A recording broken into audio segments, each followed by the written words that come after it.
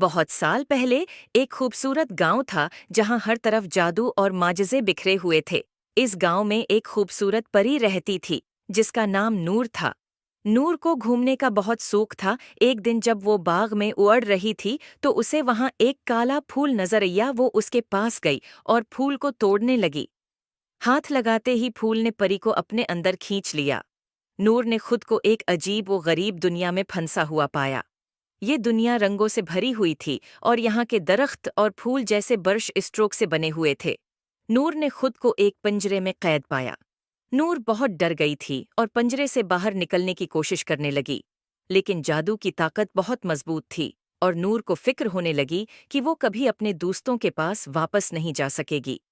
अचानक एक खौफनाक आवाज ने नूर को डरा दिया। वो एक देव था। देव परियों की पावर छीनकर उन्हें अपने पास कैद कर लेता था। नूर ये देखकर बहुत डर गई थी। उसने बाहर निकलने की ठान ली और तरकीब सोचने लगी। नूर ने देखा कि पंजरे की चाबी दीव के हाथ में है। नूर ने सच्ची नीयत और जादू से दीव पर जादू किया, जिससे दीव सो गया और सूते ही दीव के हाथ से चाबी गिर गई। नूर ने जादू से चाबी ली और आज़ाद हो गई। नूर ने बाकी परियों को भी आज़ाद किया और सब उड़ गई। सब परियों ने नूर का शुक्रिया अदा किया और देव को एक पंजरे में कैद कर दिया।